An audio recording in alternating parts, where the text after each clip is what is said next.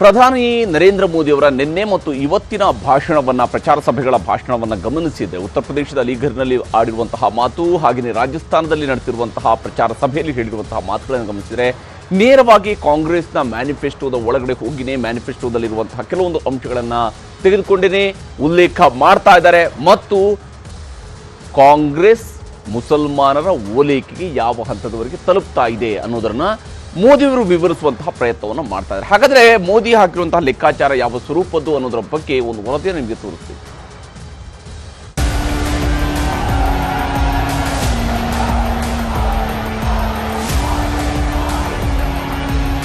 ಪ್ರಧಾನಿ ನರೇಂದ್ರ ಮೋದಿ ಅವರು ಇದೀಗ ಚುನಾವಣಾ ರ್ಯಾಲಿಗಳಲ್ಲಿ ಕಾಂಗ್ರೆಸ್ ಅನ್ನೇ ನೇರ ಟಾರ್ಗೆಟ್ ಮಾಡುತ್ತಿದ್ದಾರೆ. कांग्रेस और इंडी गठबंधन की नजर अब आपकी कमाई पर है. अब इनकी नजर कानून बदलकर हमारी माताओं बहनों की संपत्ति छीनने का भी खेल खेला जा रहा है. उनका मंगल सूत्र उस पर उन लोगों की नजर है. माताओं बहनों का सोना चुराने का इरादा. ನಿನ್ನೆ ಮಂಗಳಸೂತ್ರದ ಮಾತಾಡಿದ ಬೆನ್ನಲ್ಲೇ ಇದೀಗ ಕಾಂಗ್ರೆಸ್ನದ್ದು ಮುಸ್ಲಿಂ ತುಷ್ಟೀಕರಣದ ರಾಜಕಾರಣ ಎಂದು ಟೀಕೆ ಮಾಡುತ್ತಿದ್ದಾರೆ. ರಾಜಸ್ಥಾನದ ಮಧೋಪುರದಲ್ಲಿ ನಡೆದ ಚುನಾವಣಾ ರ್ಯಾಲಿಯುದ್ದಕ್ಕೂ ಕಾಂಗ್ರೆಸ್ ವಿರುದ್ಧವೇ ವಾಗ್ದಾಳಿ. ಕಾಂಗ್ರೆಸ್ ಆಡಳಿತವಿರೋ ರಾಜ್ಯಗಳಲ್ಲಿ ಮುಸ್ಲಿಮರ ತುಷ್ಟೀಕರಣ ಆಗ್ತಿದೆ ಅನ್ನೋದು ಪ್ರಧಾನಿ ಮೋದಿ ಆರೋಪ. ಬೆಂಗಳೂರಿನ ನಗರಪೇಟೆಯಲ್ಲಿ ನಡೆದ ಹನುಮಾನ್ ಚಾಲೀಸಾ ಹಾಕಿದವನ ಮೇಲಿನ ಹಲ್ಲೆ ಪ್ರಸ್ತಾಪಿಸಿದ ಮೋದಿ ಕಾಂಗ್ರೆಸ್ಗೆ ಟಕ್ಕರ್ ಕೊಟ್ಟರು. आज हनुमान जयंती पर आपसे बात करते हुए मुझे कुछ दिन पहले की एक तस्वीर भी याद आ रही है. वो तस्वीर है कांग्रेस के शासन वाले कर्नाटका की. कुछ दिन पहले वहां एक छोटा दुकानदार, उसको सिर्फ इसलिए बुरी तरह से पीटा गया क्योंकि वो अपनी दुकान में बैठे बैठे भक्ति भाव से प्रभु हनुमान जी का स्मरण करते हुए हनुमान चालीसा सुन रहा था. उसको लहू लहान कर दिया गया. कांग्रेस के राज में अपनी आस्था का पालन करना भी मुश्किल हो जाता है. ಕಾಂಗ್ರೆಸ್ ಅಧಿಕಾರಕ್ಕೆ ಬಂದ್ರೆ ಎಸ್ಸಿ ಮೀಸಲಾತಿ ಮುಸ್ಲಿಂ ಪಾಲು, ಸಂಪತ್ತಿನ ಮರುಹಂಚಿಕೆ ನೆಪದಲ್ಲಿ ತುಷ್ಟೀಕರಣದ ರಾಜಕೀಯ. ಹೀಗೆ ಮಾತು ಮುಂದುವರಿಸಿದ ನರೇಂದ್ರ ಮೋದಿ ಕಾಂಗ್ರೆಸ್ ಅಧಿಕಾರಕ್ಕೆ ಬಂದ್ರೆ ಎಸ್ಸಿ ಮೀಸಲಾತಿಯನ್ನ ಕಡಿದು ಅದನ್ನ ಮುಸ್ಲಿಮರಿಗೆ ನೀಡುವ ಹುನ್ನಾರ ನಡೆದಿದೆ ಎಂದರು. सच्चाई ये है कि कांग्रेस और इंडी अलायंस जब सत्ता में था तो ये लोग दलितों पिछड़ों के आरक्षण में सेंधमारी करके वोट बैंक पॉलिटिक्स के लिए उनकी खास जमात को अलग से आरक्षण देना चाहते थे, जबकि संविधान इसके बिल्कुल खिलाफ है. ಆಂಧ್ರದಲ್ಲಿ ಪೈಲಟ್ ಪ್ರಾಜೆಕ್ಟ್ ಇಡೀ ದೇಶಕ್ಕೆ ವಿಸ್ತರಿಸೋ ಪ್ಲಾನ್. ಪ್ರಧಾನಿ ನರೇಂದ್ರ ಮೋದಿ 2004ರ ಘಟನೆಯನ್ನು ಉಲ್ಲೇಖಿಸಿದ್ರು. 2004ರಲ್ಲಿ ಅಧಿಕಾರಕ್ಕೆ ಬಂದಾಗ ಆಂಧ್ರಪ್ರದೇಶದಲ್ಲಿ ಎಸ್ಸಿ ಮೀಸಲಾತಿ ಕಡಿಮೆ ಮಾಡಿ ಅದನ್ನ ಮುಸ್ಲಿಮರಿಗೆ ಕೊಡುವ ಪ್ರಯತ್ನ ಆಗಿತ್ತು. ಅದನ್ನೇ ಮುಂದೆ ದೇಶದುದ್ದಕ್ಕೂ ವಿಸ್ತರಣೆ ಮಾಡೋ ಪ್ಲಾನ್ ಆಗಿತ್ತು ಅಂದ್ರು ಮೋದಿ. 2004 से 2010 के बीच कांग्रेस ने 4 बार आंध्र प्रदेश में मुस्लिम लागू करने की कोशिश की, लेकिन कानूनी अड़चनों की वजह से सुप्रीम कोर्ट की जागरूकता के कारण वो अपने मंसूबा जो लेके चले थे वो पूरे नहीं कर पाए. 2011 में कांग्रेस ने इसे देश में लागू करने की कोशिश की. एससी एसटी को और ओबीसी को मिला हुआ अधिकार छीन करके वोट बैंक की राजनीति के लिए औरों को देने का खेल किया. ಮಾಜಿ ಪ್ರಧಾನಿ ಡಾಕ್ಟರ್ ಮನಮೋಹನ್ ಸಿಂಗ್ ಸರ್ಕಾರದ ನಿರ್ಧಾರಗಳನ್ನು ಪ್ರಧಾನಿ ಮೋದಿ ಟೀಕಿಸಿದ್ರು. मनमोहन सिंह जी ने भाषण किया था और उस सभा में मैं मौजूद था मुख्यमंत्री के नाते. मुस्लिमों का देश के संसाधनों पर पहला हक है, ये मनमोहन जी का बयान है. और ये संयोग नहीं था और ये अकेला बयान नहीं था. कांग्रेस पार्टी की सोच हमेशा से तुष्टीकरण की रही है, वोट बैंक की राजनीति की रही है. ಹೀಗೆ ದೇಶದುದ್ದಕ್ಕೂ ಬಿಜೆಪಿ ಕ್ಯಾಂಪೇನ್ನ ಅಜೆಂಡಾವೇ ಬದಲಾಗಿದೆ. ಕಾಂಗ್ರೆಸ್ ವಿರುದ್ಧ ತುಷ್ಟೀಕರಣವನ್ನೇ ಅಸ್ತ್ರ ಮಾಡಿಕೊಂಡಿದೆ. भारत माता की बहुत बहुत धन्यवाद. Bureau report, news 18. ಹೀಗೆ ಒಂದು ಕಡೆಯಲ್ಲಿ ಸಂಪತ್ತನ್ನು ಯಾವ ಸ್ವರೂಪದಲ್ಲಿ ಹಂಚಿಕೆ ಮಾಡೋದಕ್ಕೆ ಕಾಂಗ್ರೆಸ್ ಹೊರಟಿದೆ ಅನ್ನುವಂಥ ಆರೋಪವನ್ನ ಪ್ರಧಾನಿಯವರು ಮಾಡಿದ್ದನ್ನು ಕೂಡ ದೇಶ ನೋಡಿತು. ಮತ್ತು ವಿಶೇಷವಾಗಿ ತಾಳಿಯನ್ನು ಕೂಡ ಇವರು ಮುಸಲ್ಮಾನರಿಗೆ ಕೊಡೋದಕ್ಕೆ ಹಿಂದೆ ಮುಂದೆ ನೋಡೋರಲ್ಲ, ಅವ್ರಿಗೂ ಕೂಡ ಹಂಚಿಕೆ ಮಾಡಿಬಿಡ್ತಾರೆ ಅನ್ನುವಂತಹ ಅಂಶವನ್ನು ಕೂಡ ಉಲ್ಲೇಖ ಮಾಡಿದ್ರು. ಈಗ ಇವತ್ತು ರಿಸರ್ವೇಷನ್ ವಿಚಾರವನ್ನು ಕೂಡ ಕೈಗೆತ್ತಿಕೊಂಡಿದೆ. ಯಾವ ಸ್ವರೂಪದಲ್ಲಿ ಇಲ್ಲಿ ಮುಸ್ಲಿಂ ಬಾಣದ ಪ್ರಯೋಗ ನಡೀತಾ ಇದೆ ಅನ್ನೋದರ ಬಗ್ಗೆಯೂ ಕೂಡ ಚರ್ಚೆ ನಡೆಸೋಣ. ನಮ್ಮ ಜೊತೆಗೆ ಅತಿಥಿಗಳು ಕೂಡ ಜಾಯ್ನ್ ಆಗಿದ್ದಾರೆ. ಭಾರತೀಯ ಜನತಾ ಪಕ್ಷದ ವಕ್ತಾರರಾಗಿರುವಂತಹ ಅಶೋಕ್ ಗೌಡ ನಮ್ಮ ಕಾರ್ಯಕ್ರಮದಲ್ಲಿ ಜಾಯ್ನ್ ಆಗಿದ್ದಾರೆ. ಮುಸ್ಲಿಂ ಪರ ಚಿಂತಕರಾಗಿರುವ ಉಮರ್ ಶರೀಫ್ ಅವರು ಮುಂದಿನ ಹಂತದಲ್ಲಿ ಜಾಯ್ನ್ ಆಗ್ತಾರೆ. ಹಾಗೆಯೇ ಹಿರಿಯ ಪತ್ರಕರ್ತರಾಗಿರುವಂತಹ BS ಅರುಣ್ ಅವರು ಈ ಕಾರ್ಯಕ್ರಮದಲ್ಲಿ ಜಾಯ್ನ್ ಆಗಿದ್ದಾರೆ. ಕಾಂಗ್ರೆಸ್ನ ವಿಧಾನ ಪರಿಷತ್ ಸದಸ್ಯರಾಗಿರುವ ನಜೀರ್ ಅಹಮದ್ ಅವರು ನಮ್ಮ ಜೊತೆಗೆ ಮುಂದಿನ ಹಂತದಲ್ಲಿ ಕಾರ್ಯಕ್ರಮದಲ್ಲಿ ಜಾಯ್ನ್ ಆಗ್ತೀನಿ ಅಂತ ಹೇಳಿದ್ದಾರೆ. ಕಾಂಗ್ರೆಸ್ನವರು ಅಧಿಕೃತವಾಗಿ ಯಾವುದೇ ವಕ್ತಾರರನ್ನ ಈ ಕಾರ್ಯಕ್ರಮಕ್ಕೆ ಕಳಿಸಿಲ್ಲ. ಮೋದಿಯವರು ಪ್ರಸ್ತಾಪಿಸಿರುವಂತಹ ಈ ವಿಚಾರಕ್ಕೆ ಸಂಬಂಧಪಟ್ಟಂತೆ ಚರ್ಚೆಗೆ ನಾವು ಬರುವುದಿಲ್ಲ ಅನ್ನುವಂತಹ ಅಂಶವನ್ನು ಕೂಡ ಕಾಂಗ್ರೆಸ್ನವರು ಹೇಳ್ತಾ ಇದ್ದಾರೆ. ನೋಡೋಣ, ನಜೀರ್ ಅಹಮದ್ ಅವರು ಬಂದರೆ ಅವ್ರ ಜೊತೆ ಕೂಡ ನಾನು ಒಂದಿಷ್ಟು ವಿಚಾರಗಳ ಬಗ್ಗೆ ಪ್ರಶ್ನೆ ಮಾಡುವಂಥದ್ದು ಕೂಡ ಇದೆ. ಹಾಗೆಯೇ ಬಿಜೆಪಿಯನ್ನು ಕೂಡ ಪ್ರಶ್ನೆ ಮಾಡುವಂತಹ ಅಂಶಗಳು ಕಾಂಗ್ರೆಸ್ಗೂ ಕೂಡ ಇದ್ದೇ ಇದೆ. ಆದರೆ ಕಾಂಗ್ರೆಸ್ ಅವರು ಅದು ಯಾವ ಕಾರಣಕ್ಕೆ ಚುನಾವಣೆ ಸಂದರ್ಭದಲ್ಲಿ ಇಂಥ ವಿಚಾರಗಳ ಚರ್ಚೆಯಿಂದ ದೂರ ಸರಿಯುತ್ತೆ ಅನ್ನೋದು ಕೂಡ ಗೊತ್ತಿಲ್ಲ. ಚರ್ಚೆ ನಾನು ಆರಂಭಿಸ್ತೀನಿ ಅಶೋಕ್ ಗೌಡ್ರ ಮೂಲಕವಾಗಿ. ಅಶೋಕ್ ಗೌಡ್ರೆ, ಯಾವ ಕಾರಣಕ್ಕಾಗಿ ಈಗ ಇದ್ದಕ್ಕಿದ್ದಂತೆಯೇ ಇಂಥ ವಿಚಾರಗಳ ಪ್ರಸ್ತಾಪದ ಅಗತ್ಯ ಏನು, ಯಾವ ಸ್ವರೂಪದಲ್ಲಿ ಅಪಾಯದಲ್ಲಿದೆ ಅನ್ನುವಂಥದ್ದನ್ನು ಬಿಜೆಪಿ ಹೇಳೋದಕ್ಕೆ ಹೊರಟಿದೆ? ಜನರ ಮುಂದೆ ಯಾಕೆ ಈ ಭಾವನಾತ್ಮಕ ವಿಚಾರಗಳ ಚರ್ಚೆ ಆಗ್ತಾ ಇದೆ? ಇದು ನನಗನ್ನಿಸ್ದಂಗೆ ಭಾವನಾತ್ಮಕವಾದಂತಹ ವಿಚಾರಕ್ಕಿಂತ ಜಾಸ್ತಿ ಆಡಳಿತಾತ್ಮಕವಾದಂಥ ವಿಚಾರ. ಯಾಕೆ ಅಂತಂದರೆ ರಿಸರ್ವೇಷನ್ ಅಂತಕ್ಕಂತಹದ್ದು ಸಂವಿಧಾನದಲ್ಲಿ ಏನು ಹೇಳ್ತಾರೆ, ಯಾರು ಶೋಷಿತ ವರ್ಗ ಇದೆ, ಯಾರು ಅತ್ಯಂತ ಆ ಸಮಾಜದಲ್ಲಿ ಯಾರು ಟ್ರಸ್ಟ್ ಬ್ಯಾಕ್ಗ್ರೌಂಡಿಂದ ಬಂದಿದ್ದಾರೆ ಅಂಥವ್ರಿಗೆ ರಿಸರ್ವೇಷನ್ ಕೊಡಬೇಕು ಅಂತೇಳಿ.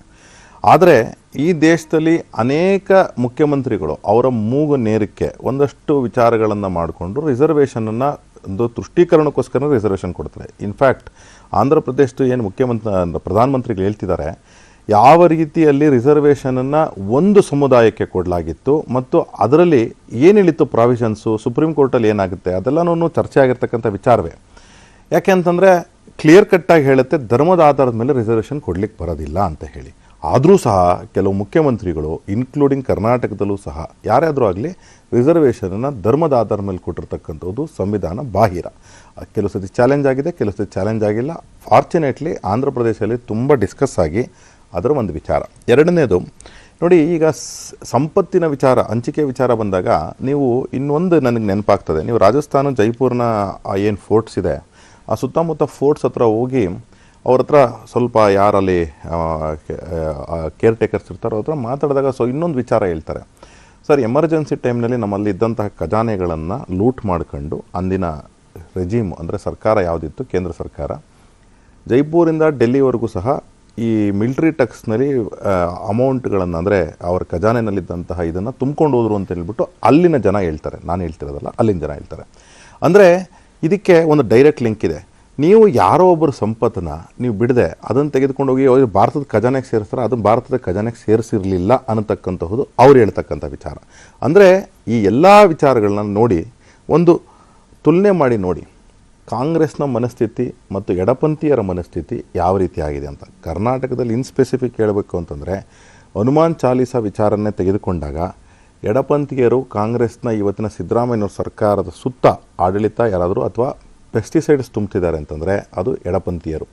ಹನುಮಾನ್ ಚಾಲೀಸ ವಿಚಾರ ಆಗಿರ್ಬೋದು, ನೇಹಾ ಇರಬಹುದು, ನೇಹಾ ಅವರ ಹತ್ಯೆ ಆಗಿರತಕ್ಕಂಥ ವಿಚಾರ ಇರ್ಬೋದು, ನಮ್ಮ ರಾಮೇಶ್ವರ ಬ್ಲಾಸ್ಟ್ ಆದಾಗ ಅವ್ರು ಬಂದಂಥ ಹೇಳಿಕೆಗಳಿರ್ಬೋದು, ಅಥವಾ ವಿಧಾನಸೌಧದಲ್ಲಿ ಒಂದು ಶತ್ರು ದೇಶಕ್ಕೆ ಒಂದು ಜಿಂದಾಬಾದ್ ಅಂತಕ್ಕಂಥ ವಿಚಾರ ಇರ್ಬೋದು, ಇನ್ನೂ ಅನೇಕ ವಿಚಾರಗಳಿವೆ.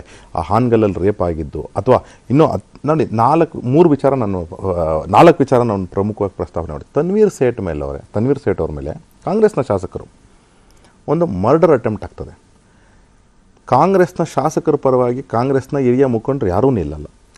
ಯಾರು ಹೊಡಿತಾರೆ, ಯಾರು ತನ್ವೀರ್ ಸೇಠ್ ಅಟ್ಯಾಕ್ ಮಾಡ್ತಾರೆ, ಅವ್ರ ಪರವಾಗಿ ನಿಲ್ತಕ್ಕಂಥ ಕೆಲಸ ಮಾಡ್ತಾರೆ. ಮೆನ್ಷನ್ ಮಾಡ್ಬಿಡ್ತೀನಿ ವಿಚಾರದಲ್ಲಿ ಮಾತನ್ನ ಮುಂದುವರ್ತೀನಿ ನಾನು. ಇಲ್ಲಿ ಅರುಣ್ ಅವರೇ, ಯಾವ ಕಾರಣ ಈಗ ಈ ವಿಚಾರಗಳ ಪ್ರಸ್ತಾಪ ಆಗ್ತಾ ಇದೆ? 2004ರಲ್ಲಿ ಆಂಧ್ರದಲ್ಲಿ ಹಿಂಗಾಯಿತು, 2010ರವರೆಗೆ UPA ಇದನ್ನ ಟ್ರೈ ಮಾಡ್ತು ಅನ್ನುವಂತಹ ವಿಚಾರಗಳನ್ನ ಬಿಜೆಪಿ ಆರೋಪವನ್ನು ಮಾಡ್ತಾ ಇದೆ. ಎಷ್ಟರ ಮಟ್ಟಿಗೆ ಈ ರಿಸರ್ವೇಷನ್ ವಿಚಾರ ಹೇಳ್ತಾ ಇರುವಂತಹ ವಿಚಾರಗಳು ಜನ ಇದನ್ನ ಈ ಚುನಾವಣೆಯಲ್ಲಿ ಒಂದು ಡಿಸೈಡಿಂಗ್ ಫ್ಯಾಕ್ಟರ್ ಆಗುತ್ತೆ ಅಂತೇಳಿ? ಈಗ ನಾವು ಆಲ್ರೆಡಿ ಒಂದು ಹಂತ ಮುಗಿದಿದೆ, ಎರಡನೇ ಹಂತ ಈಗ ಸದ್ಯದಲ್ಲೇ ಈ ವಾರ ಇದೆ. ರಾಜಸ್ಥಾನದಲ್ಲಿ ನಮ್ಮ ಪ್ರಧಾನಮಂತ್ರಿಗಳು ಈ ಮಾತನ್ನು ಹೇಳಿದ್ದಾರೆ. ನೀವೀಗ ತೋರಿಸಿದ್ರಿ ಟಿ ವಿಯಲ್ಲಿ. ಇದೊಂಥರ ಈ ಕಮ್ಯುನಲಿ ಸೆನ್ಸಿಟಿವ್ ಇಶ್ಯೂಸ್ ಇದೇನಿದೆ, ಬಹುಶಃ ಎಲ್ಲರೂ ಅವಾಯ್ಡ್ ಮಾಡಿದರೆ ಇದನ್ನು ಬಹುಶಃ ಎಲ್ರಿಗೂ ಒಳ್ಳೆಯದು ಅಂತ ನನಗನ್ಸುತ್ತೆ. ಆದರೆ ಒಬ್ಬ ಪ್ರಧಾನಮಂತ್ರಿ ಆದರೂ ಈ ವಿಷಯನ ಎತ್ಕೊಳ್ತಾರೆ, ಇದ್ರ ಬಗ್ಗೆ ಮಾತಾಡ್ತಾರೆ ಅಂದರೆ ಯಾಕೆ ಇದನ್ನು ಮಾತಾಡಿದರು, ಇದಕ್ಕೆ ಕಾರಣಗಳೇನು, ಈ ಚುನಾವಣೆಗೆ ಸಂಬಂಧಪಟ್ಟಿದ್ದ ಅಥವಾ ಭಾರತೀಯ ಜನತಾ ಪಕ್ಷಕ್ಕೆ ಏನಾದರೂ ಹಿನ್ನಡೆ ಉಂಟಾಗಿದೆಯಾ? ಈಗ ಅನೇಕ ದಕ್ಷಿಣ ಭಾರತದ ಅನೇಕ ಕಡೆಗಳಲ್ಲಿ ಪ್ರಧಾನಮಂತ್ರಿಗಳು ಮಾತಾಡಿದ್ದಾರೆ, ಕ್ಯಾಂಪೇನ್ ಮಾಡಿದ್ದಾರೆ. ಅದರಲ್ಲಿ ಯಾವುದರಲ್ಲೂ ಅವರು ಈ ವಿಷಯನ ಪ್ರಸ್ತಾಪ ಮಾಡಿದ್ದು ಬಹುಶಃ ಇಲ್ಲ ಅನಿಸುತ್ತೆ. ಆದರೆ ಈಗ ಸೀಕರ್ನಲ್ಲಿ ರಾಜಸ್ಥಾನದಲ್ಲಿ ಇವರು ಮಾತಾಡ್ತಾರೆ, ಪ್ರಧಾನಮಂತ್ರಿಗಳು ಮಾತಾಡಿಬಿಟ್ಟು ಈ ರೀತಿ ನಾನೇನು ಹೇಳಿದೆ ಕಮ್ಯುನಲಿ ಸೆನ್ಸಿಟಿವ್ ಇಶ್ಯೂಸನ್ನು ತಗೊಳ್ತಾರೆ. ರಾಜಸ್ಥಾನದಲ್ಲಿ ಕಳೆದ ಎರಡೂ ಚುನಾವಣೆಗಳಲ್ಲಿ 2014 ಮತ್ತು 19ರಲ್ಲಿ 25ಕ್ಕೆ 25 ಸೀಟ್ಗಳನ್ನು BJP ತಗೊಂಡಿದೆ. ಹೌದು. ಆದರೆ ಅಂಥ ಪ್ರದರ್ಶನ ಈ ಸರ್ತಿ ಬರ್ತಾ ಇಲ್ವಾ?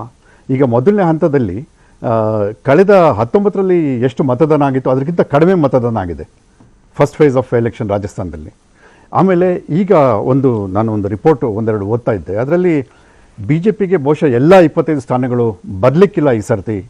ಕೆಲವು ಕಡೆ ಕಾಂಗ್ರೆಸ್ ಮುಂದೆ ಇದೆ.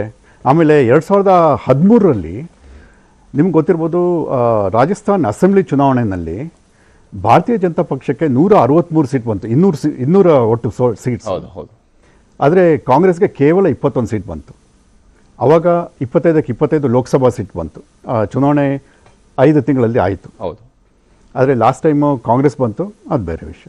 ಸೊ ಈ ಸರ್ತಿ ಕಾಂಗ್ರೆಸ್ಗೆ 70 ಚಿಲ್ಲರೆ ಸೀಟ್ಗಳಿದೆ. BJPಯಲ್ಲಿ ಅಧಿಕಾರ ನಡೆಸ್ತಾ ಇದೆ. ಅಲ್ಲಿನ ಮುಖ್ಯಮಂತ್ರಿ first time CM, he is also first time MLA. So ಹೀಗಾಗಿ ಆ ಕೊರತೆ ಬಹುಶಃ ಏನು ಕಾಣ್ತಾ ಇದೆ, ಆ ನಾಯಕತ್ವದ ಕೊರತೆನ ತುಂಬಿಸೋದಕ್ಕೆ ಪ್ರಧಾನಮಂತ್ರಿಗಳು ಇವೆಲ್ಲ ಮಾತಾಡ್ತಾ ಇದ್ದಾರೋ, ಅಂದರೆ ಮತ್ತು ಕಮ್ಯುನಲಿ ಹೇಗೆ ಜನಗಳನ್ನು ಪೋಲರೈಸ್ ಮಾಡೋದು, ಅದ್ರ ಬಗ್ಗೆ ಭಾರತೀಯ ಜನತಾ ಪಕ್ಷದಲ್ಲಿ ಏನಾದರೂ ಡಿಸ್ಕಷನ್ ನಡೀತಿದೆಯಾ within BJP? Because of that ಈಗ ಪ್ರಧಾನಮಂತ್ರಿಗಳು ಹೀಗೆ ಹೇಳ್ತಿದ್ದಾರಾ? ಇವೆಲ್ಲ ನೋಡಿದರೆ ಬಹುಶಃ ಒಂದು ಕಾರಣ ಇರಬೇಕು ಇವ್ರು ಹೇಳಿದ್ರು. ಆದರೆ ನನ್ನ ಪರ್ಸನಲ್ ಒಪಿನಿಯನ್ ಏನಂದರೆ, ಪ್ರಧಾನಿಯಾಗಿದ್ದವರು ಬಹುಶಃ ಈ ವಿಷಯಗಳನ್ನು ಮಾತಾಡ್ದೇನೆ ಡೆವಲಪ್ಮೆಂಟಲ್ಲಿ ಏನೇನಾಗಿದೆ, ತಮ್ಮ ಸರ್ಕಾರ ಏನೇನು ಒಳ್ಳೆ ಕಾರ್ಯಕ್ರಮಗಳನ್ನು ಕೊಟ್ಟಿದೆ, ಈ ಮುಂದೆ ಏನೇನು ಕೊಡಬೇಕು ಅಂತ ಇದೆ, ಇವೆಲ್ಲದ್ರ ಬಗ್ಗೆ ಗಮನ ಹರಿಸಿ ಯಾವ್ಯಾವ ಕೆಲವೊಂದು ಪ್ರೆಸ್ಸಿಂಗ್ ಪ್ರಾಬ್ಲಮ್ಸ್ ಏನಿದೆ, ಅನ್ಎಂಪ್ಲಾಯ್ಮೆಂಟ್ ಆಗಿರ್ಬೋದು, ಪ್ರೈಸ್ ರೈಸ್ ಆಗಿರ್ಬೋದು, ಹೆಲ್ತ್, ಎಜುಕೇಷನ್, ಇದ್ರ ಬಗ್ಗೆ ಮಾತಾಡಿ ದ್ಯಾನ್ ರೌಸಿಂಗ್ ಪ್ಯಾಷನ್ಸ್. ಎಸ್, ಮಾತಾಡ್ತೀನಿ ಅರುಣ್ ಅವರೇ. ಹಾಗೆ ನಾವು ಮುಂದುವರ್ಸೋಣ. ಉಮರ್ ಶರೀಫ್ ಅವರು ಕೂಡ ಜಾಯ್ನ್ ಆಗಿದ್ದಾರೆ ನಮ್ಮೊಟ್ಟಿಗೆ. ಅವ್ರ ಜೊತೆ ಕೂಡ ನಾನು ಮಾತನಾಡ್ತೀನಿ ಚಿಕ್ಕ ಬ್ರೇಕ್ ನಂತರ.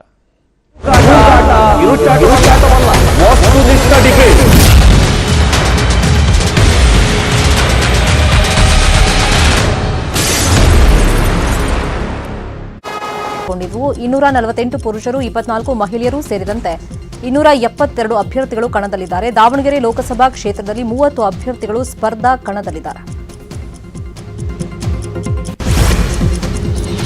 ರಾಜ್ಯದಲ್ಲಿ ನಡೆದಿರುವಂತಹ ಬೆಳವಣಿಗೆಗಳ ವಿಚಾರಕ್ಕೆ ಸಂಬಂಧಪಟ್ಟಂತೆ ಸುದ್ದಿಗಳಿದ್ದಾವೆ, ನೋಡೋಣ.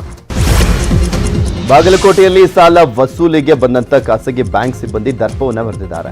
ಸಾಲ ಕಟ್ಟದ ಮಹಿಳೆಗೆ ನಿಂದಿಸಿ ಕಪಾಳ ಮೋಕ್ಷವನ್ನ ಮಾಡಲಾಗಿದೆ. ಜಮಖಂಡಿ ನಗರದ ಜೋಗಿಮಡ್ಡಿ ಕಾಲೋನಿಯಲ್ಲಿ ನಿನ್ನೆ ಘಟನೆ ನಡೆದಿದ್ದು ತಡವಾಗಿ ಬೆಳಕಿಗೆ ಬಂದಿದೆ. ರಾಜೇಶ್ ಸಾಬ್ ಎಂಬ ಬ್ಯಾಂಕ್ ಸಿಬ್ಬಂದಿ ವಸೂಲಿಗೆ ಬಂದು ರುಕ್ಸಾನಾ ಎಂಬ ಮಹಿಳೆಯ ಮೊಬೈಲ್ ಅನ್ನು ಕಸಿದುಕೊಂಡಿದ್ದಾನೆ. ಹಣ ಕೊಟ್ಟರೆ ಮೊಬೈಲ್ ಕೊಡೋದಾಗಿ ಹೇಳಿದ್ದಾರೆ. ಇದರಿಂದ ಮಹಿಳೆ ಹಾಗೂ ಸಿಬ್ಬಂದಿ ನಡುವೆ ಮಾತಿನ ಚಕಮಕಿ ಆಗಿದೆ. ಬಳಿಕ ಬ್ಯಾಂಕ್ ಸಿಬ್ಬಂದಿ ಮಹಿಳೆಯ ಕಪಾಳಕ್ಕೆ ಹೊಡೆದು ದುರ್ವರ್ತನೆಯನ್ನ ತೋರಿದ್ದಾರೆ.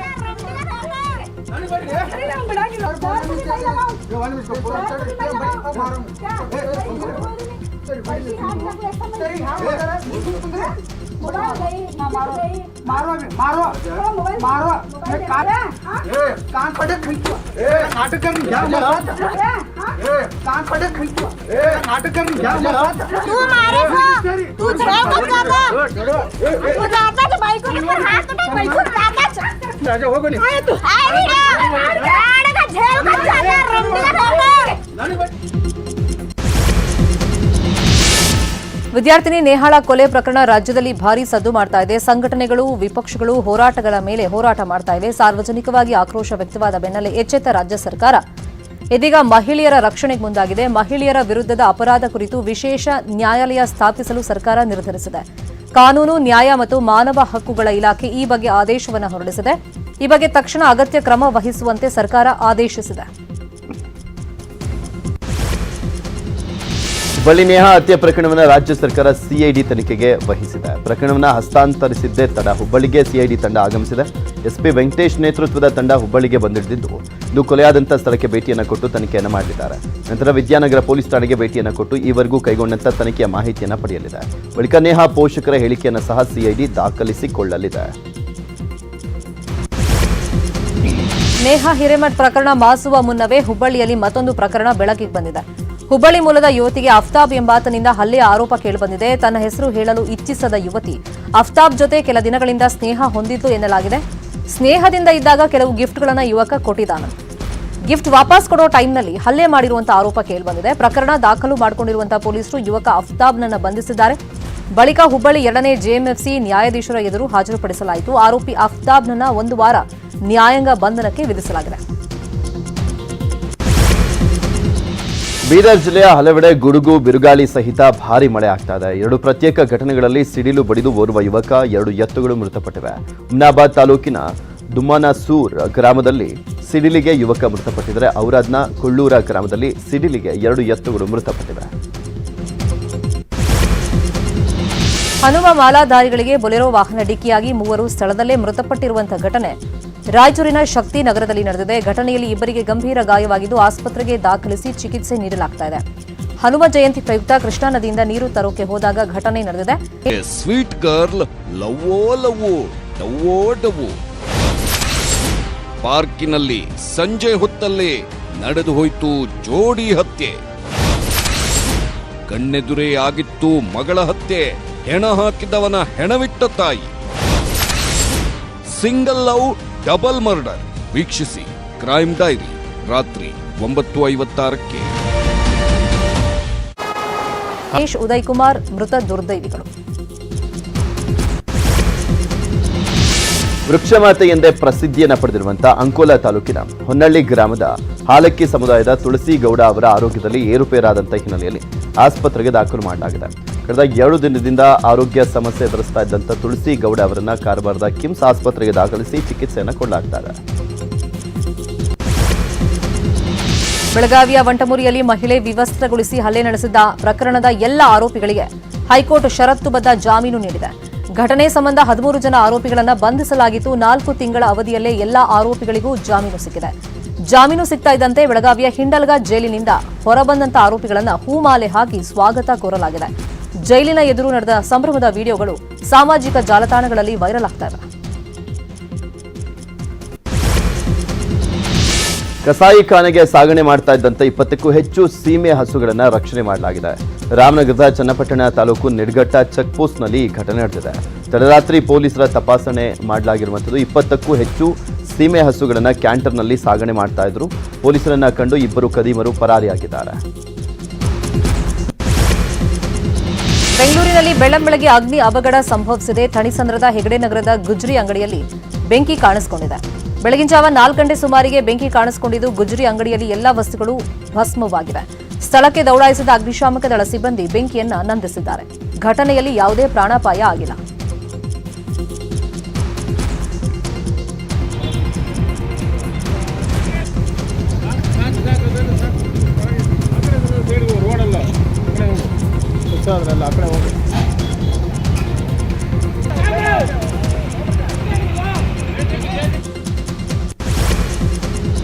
ಹಿಂದುಳಿದ ವರ್ಗಗಳ ಕಲ್ಯಾಣ ಇಲಾಖೆ ಹಾಗೂ ಕನ್ನಡ ಮತ್ತು ಸಂಸ್ಕೃತಿ ಇಲಾಖೆ ಸಚಿವ ಹನುಮ ಮಾಲ ವಿಸರ್ಜನೆ ಮಾಡಿದ್ದಾರೆ.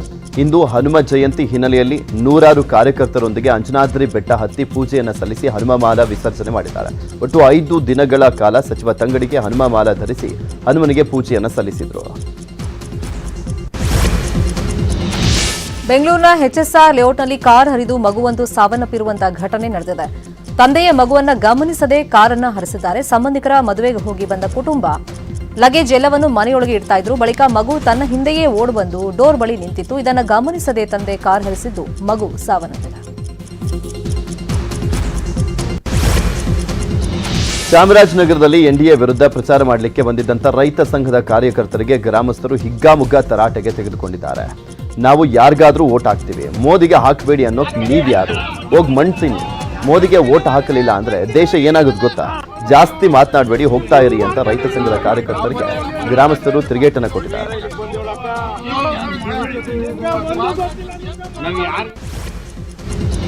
ಈ ಬಾರಿಯ ಸಿಇಟಿ ಪರೀಕ್ಷೆಯಲ್ಲಿ ಔಟ್ ಆಫ್ ಸಿಲೆಬಸ್ ಪ್ರಶ್ನೆಗಳನ್ನು ಕೇಳಲಾಗಿದೆ ಅನ್ನೋ ಆರೋಪ ಕೇಳಿಬಂದಿತ್ತು. ಈ ಹಿನ್ನೆಲೆಯಲ್ಲಿ ಏಪ್ರಿಲ್ 18 ಹಾಗೆಯೇ 19ರಂದು ನಡೆದ ಭೌತಶಾಸ್ತ್ರ, ಗಣಿತ, ಜೀವಶಾಸ್ತ್ರ, ರಸಾಯನಶಾಸ್ತ್ರಕ್ಕೆ ಸಂಬಂಧಪಟ್ಟಂತೆ ಕಡಿಮೆ ಪ್ರಶ್ನೆಗಳನ್ನು ಕೇಳಲಾಗಿತ್ತು. ಈ 4 ವಿಷಯಗಳಿಗೆ 3 ಲಕ್ಷ ವಿದ್ಯಾರ್ಥಿಗಳು ಪರೀಕ್ಷೆಯನ್ನು ಬರೆದಿದ್ರು. ಪಠ್ಯಕ್ರಮದಲ್ಲಿ ಇಲ್ಲದ ಪ್ರಶ್ನೆಗಳನ್ನು ಕೇಳಲಾಗಿದೆ ಅಂತ ವಿದ್ಯಾರ್ಥಿಗಳು ಹಾಗೆಯೇ ಪೋಷಕರು ಆರೋಪ ಮಾಡಿದರು. ಈ ಹಿನ್ನೆಲೆಯಲ್ಲಿ ಇದೀಗ ಇದರ ವಸ್ತುಸ್ಥಿತಿ ಪರಿಶೀಲನೆ.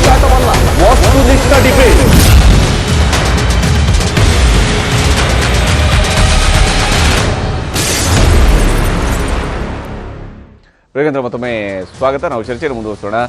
ಉಮರ್ ಶರೀಫ್ ಅವರೇ, ತಮ್ಮ ಪ್ರಕಾರ ಈಗ ಯಾವ ಕಾರಣಕ್ಕಾಗಿ ಮೋದಿಯವರು ಈ ಮಾತನ್ನು ಹೇಳಿರ್ಬೋದು ಅನ್ನೋದು ಒಂದು ಭಾಗ. ಆದರೆ ಕಾಂಗ್ರೆಸ್ ತನ್ನ ಪ್ರಾಮಿಸ್ ಮೂಲಕವಾಗಿ ಏನು ಸಮಾನತೆಯ ಹಂಚಿಕೆಯ ಸಂದರ್ಭದಲ್ಲಿನೇ ಸಂಪತ್ತನ್ನು ಕೂಡ ಹಂಚಿಕೆ ಮಾಡುತ್ತೆ ಅನ್ನುವಂಥ ಮಾತನ್ನು ಪ್ರಧಾನಿಯವರು ಹೇಳಿದ್ದಾರೆ. ಅದರಲ್ಲೂ ವಿಶೇಷವಾಗಿ ನಿಮ್ಮ ಮಂಗಲಸೂತ್ರವನ್ನು ಕೂಡ, ಮಾಂಗಲ್ಯ ಸರವನ್ನು ಕೂಡ ಬಿಡೋದಿಲ್ಲ ಅನ್ನುವಂಥವರೆಗೂ ಕೂಡ ಹೋಗಿರುವಂತಹ ಮಾತು. ಹೌದು, ಇದರಲ್ಲಿ 2 ಅಂಶಗಳನ್ನು ನಾನು ನೋಡ್ತಾ ಇದ್ದೀನಿ.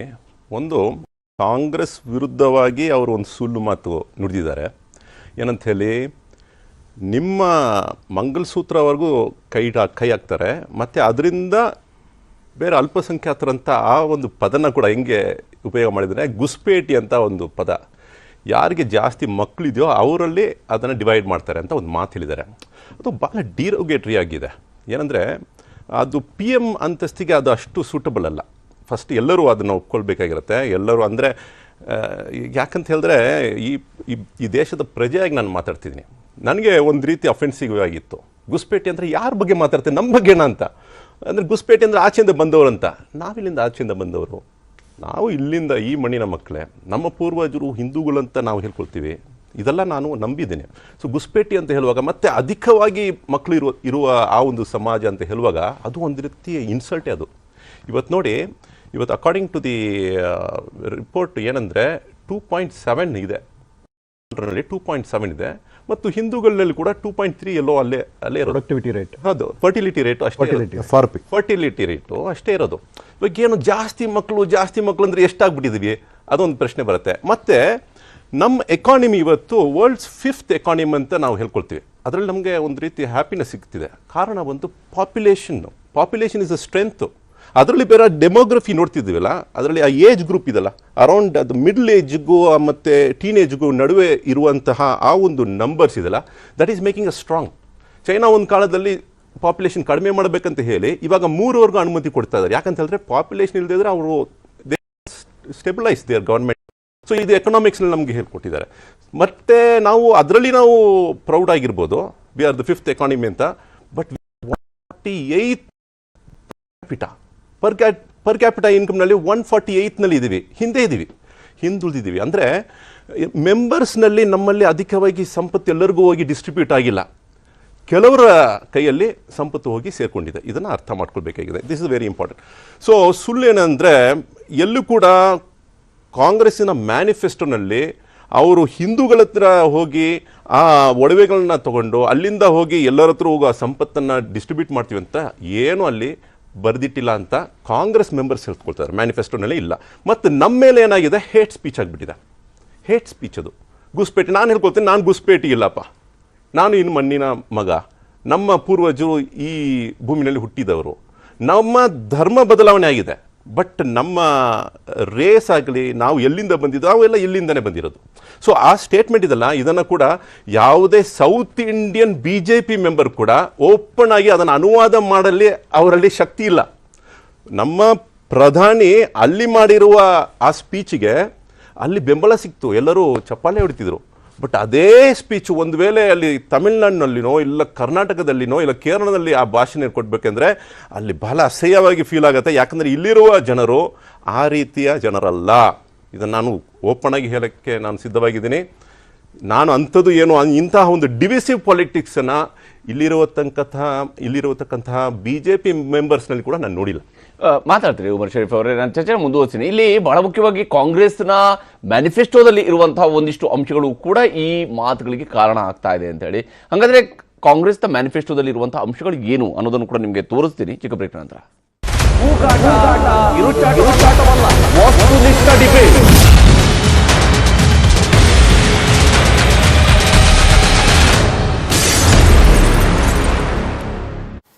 ಇದರ ಸಮಿತಿ ನೇಮಿಸಿ ಸರ್ಕಾರ ಆದೇಶವನ್ನು ಹೊರಡಿಸಿದೆ. ಸುಡು ಬಿಸಿಲಿನ ಬೇಗೆಯಿಂದ ತತ್ತರಿಸ್ತಾ ಇರುವಂತಹ ನಡುವೆನೇ ಕರ್ನಾಟಕವೂ ಸೇರಿದಂತೆ ಭಾರತದ 6 ರಾಜ್ಯಗಳಲ್ಲಿ ಮುಂದಿನ 5 ದಿನಗಳ ಕಾಲ ಭಾರೀ ಉಷ್ಣ ಹವೆ ಕಾಣಿಸಿಕೊಳ್ಳಲಿದೆ ಅಂತ ಭಾರತೀಯ ಹವಾಮಾನ ಇಲಾಖೆ ಎಚ್ಚರಿಕೆಯನ್ನು ಕೊಟ್ಟಿದೆ. ಈಗಾಗಲೇ ಉಷ್ಣ ಹವೆಯಲ್ಲಿರುವಂತಹ ಪೂರ್ವ ಭಾರತದ ಪಶ್ಚಿಮ ಬಂಗಾಳ, ಒಡಿಶಾ, ಜಾರ್ಖಂಡ್ ಮತ್ತು ಬಿಹಾರ ರಾಜ್ಯಗಳಲ್ಲಿ ಮತ್ತೆ 5 ದಿನಗಳ ಕಾಲ ಅದೇ ವಾತಾವರಣ ಇರಲಿದೆ. ಇದರ ಜೊತೆಗೆ ಕರ್ನಾಟಕ, ತಮಿಳುನಾಡು, ಉತ್ತರ ಪ್ರದೇಶ ರಾಜ್ಯಗಳಲ್ಲೂ ಕೂಡ ಮುಂದಿನ 5 ದಿನ ಭಾರೀ ಉಷ್ಣ ಹವೆ ಇರಲಿದೆ. ಕಾವೇರಿ ನೀರು ಅಭಾವ ಹಿನ್ನೆಲೆಯಲ್ಲಿ ವಾಹನ ತೊಳೆಯೋಕೆ ನೀರು ವ್ಯರ್ಥ ಮಾಡೋರಿಗೆ ಜಲಮಂಡಳಿ ದಂಡಾಸ್ತ್ರ ಪ್ರಯೋಗ ಮಾಡ್ತಾ ಇದೆ. ಇದುವರೆಗೂ 456 ಕೇಸ್ ದಾಖಲು ಮಾಡಿದ್ದು 22 ಲಕ್ಷಕ್ಕೂ ಹೆಚ್ಚು ಹಣ ದಂಡ ವಸೂಲಿ ಮಾಡಿದೆ. ಕಾವೇರಿ ನೀರಿನ ಅಭಾವ ಹಿನ್ನೆಲೆಯಲ್ಲಿ ವಾಹನಗಳನ್ನು ತೊಳೆಯೋದಕ್ಕೆ ಗಿಡಗಳಿಗೆ ಕುಡಿಯೋ ನೀರು ಬಳಸದಂತೆ ಸೂಚನೆಯನ್ನ ನೀಡಲಾಗಿತ್ತು. ಆದರೆ ನಿಯಮ ಉಲ್ಲಂಘನೆ ಮಾಡಿರುವಂತಹ ಜನರಿಗೆ ಪಾಲಿಕೆ ತಲಾ 5,000ದಂತೆ ಬರೋಬ್ಬರಿ 22 ಲಕ್ಷ ವಸೂಲಿ ಮಾಡಿದೆ.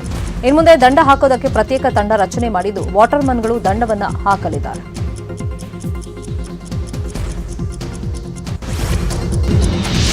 ಶಿವಮೊಗ್ಗದಲ್ಲಿ ಬಂಡಾಯ ಅಭ್ಯರ್ಥಿಯಾಗಿ ಲೋಕಸಭಾ ಚುನಾವಣೆಗೆ ಸ್ಪರ್ಧೆ ಮಾಡಿರುವಂತಹ ಈಶ್ವರಪ್ಪ ಅವರನ್ನ ಬಿಜೆಪಿ ಉಚ್ಚಾಟನೆ ಮಾಡಿದೆ. ಮುಂದಿನ 6 ವರ್ಷಗಳ ಕಾಲ ಈಶ್ವರಪ್ಪ ಅವರನ್ನ ಪಕ್ಷದಿಂದ ಉಚ್ಚಾಟನೆ ಮಾಡಿ ರಾಜ್ಯ ಬಿಜೆಪಿ ಶಿಸ್ತು ಸಮಿತಿ ಆದೇಶವನ್ನು ಹೊರಡಿಸಿದೆ.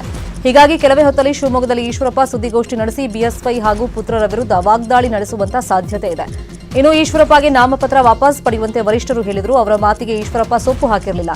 ಹೀಗಾಗಿ 6 ವರ್ಷ ಉಚ್ಚಾಟನೆ ಮಾಡಲಾಗಿದೆ. ಲೋಕಸಭೆ ಚುನಾವಣೆ ಹೊತ್ತಲ್ಲೇ ಬಿಜೆಪಿ ವಿರುದ್ಧ ಕಾಂಗ್ರೆಸ್ ವಿರುದ್ಧ ಬಿಜೆಪಿ ಆರೋಪ ಪ್ರತ್ಯಾರೋಪ ಮಾಡ್ತಾ ಇದೆ. ಇಂದು ಬಿಜೆಪಿ ವಿರುದ್ಧ ತೆರಿಗೆ ಹೋರಾಟ ನಡೆಸಲಿಕ್ಕೆ ಕಾಂಗ್ರೆಸ್ ಮುಂದಾಗಿದೆ. ವಿಧಾನಸೌಧದಲ್ಲಿ ಗಾಂಧಿ ಪ್ರತಿಮೆ ಮುಂದೆ ಧರಣಿ ನಡೆಸಲಿಕ್ಕೆ ಕಾಂಗ್ರೆಸ್ ನಿರ್ಧಾರ ಮಾಡಿದೆ. ಸಿಎಂ, ಡಿಸಿಎಂ ಉಸ್ತುವಾರಿ ಸುರ್ಜೇವಾಲಾ, ಬೆಂಗಳೂರಿನ ಶಾಸಕರು, ಪರಿಷತ್ ಸದಸ್ಯರು ಪ್ರೊಟೆಸ್ಟ್ನಲ್ಲಿ ಭಾಗಿಯಾಗಿ ಬಿಜೆಪಿ ತೆರಿಗೆ ಅನ್ಯಾಯದ ವಿರುದ್ಧ ಪ್ರತಿಭಟನೆಯನ್ನ ಮಾಡಲಿದ್ದಾರೆ.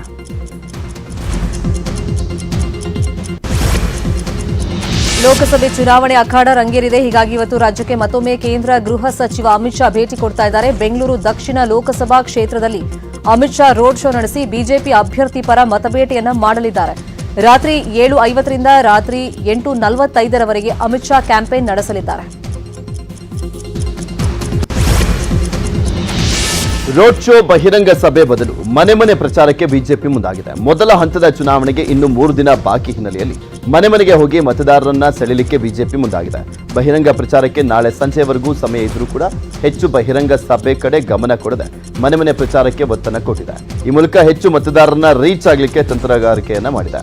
ಅದಕ್ಕಾಗಿ ಬೊಮ್ಮನಹಳ್ಳಿಯಲ್ಲಿ ಮಾತ್ರ ರೋಡ್ ಶೋ ನಡೆಸಲಿದ್ದಾರೆ.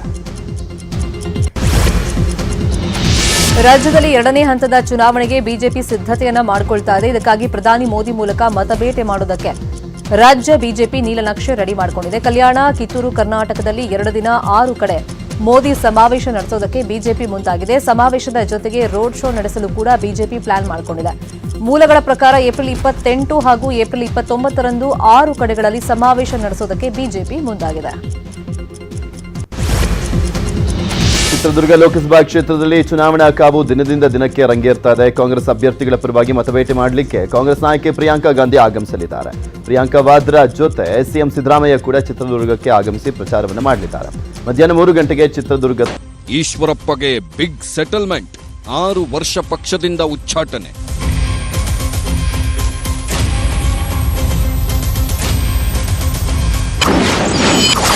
ಮುಯ್ಯಿಗೆ ಮುಯ್ಯಿ, ಸೇಡಿಗೆ ಸೇಡು, ಬಿಎಸ್ವೈ ಮೇಲೆ ಈಶ್ವರಪ್ಪ ಕೊತ. ಅವತ್ತು ಈಶ್ವರಪ್ಪ ಬಗ್ಗೆ ಡಿಕೆಶಿ ಹೇಳಿದ ಮಾತು ನಿಜವಾಯ್ತಾ? ಅವನು ಸೆಟಲ್ಮೆಂಟ್ 1 ರೌಂಡ್ ಸೆಟಲ್ಮೆಂಟ್ ಆಗಿದೆ. Settlement. Indus DTMT presents big story. ವೀಕ್ಷಿಸಿ ರಾತ್ರಿ 9:26ಕ್ಕೆ. Indus 555 DTMT. ಇಂಡಸ್ ಒಳಗೆ ನೆಮ್ಮದಿ ಹೊರಗೆ. ಈಗಂತೂ ಪ್ರಾಥಮಿಕ ಶಾಲೆ ಆವರಣದಲ್ಲಿ ಕಾಂಗ್ರೆಸ್ ಸಮಾವೇಶ ನಡೆಯಲಿದೆ.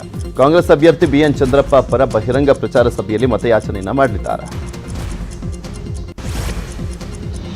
ಇಂದು ತುಮಕೂರು ಲೋಕಸಭಾ ಕಾಂಗ್ರೆಸ್ ಅಭ್ಯರ್ಥಿ ಮುದ್ದ ಹನುಮೇಗೌಡ ಪರ ಸಿಎಂ ಡಿಸಿಎಂ ಮತ ಯಾಚಿಸಲಿದ್ದಾರೆ. ಎರಡನೇ ಬಾರಿಗೆ ಜಿಲ್ಲೆಗೆ ಸಿಎಂ ಸಿದ್ದರಾಮಯ್ಯ ಹಾಗೆಯೇ ಡಿಸಿಎಂ ಡಿಕೆ ಶಿವಕುಮಾರ್ ಆಗಮಿಸ್ತಾ ಇದ್ದಾರೆ. ತುಮಕೂರಿನ ಯಲ್ಲಾಪುರ ಬಳಿ ಆಯೋಜನೆ ಮಾಡಿರುವಂತಹ ಚುನಾವಣಾ ಪ್ರಚಾರ ಸಭೆಯಲ್ಲಿ ಸಿಎಂ ಪಾಲ್ಗೊಳ್ಳುತ್ತಾರೆ. ತುಮಕೂರು ನಗರ, ತುಮಕೂರು ಗ್ರಾಮಾಂತರ, ಕೊರಟಗೆರೆ, ಮಧುಗಿರಿಯಲ್ಲಿ ಮುದ್ದ ಹನುಮೇಗೌಡ ಪರ ಸಿಎಂ ಡಿಸಿಎಂ ಪ್ರಚಾರ ಮಾಡಲಿದ್ದಾರೆ.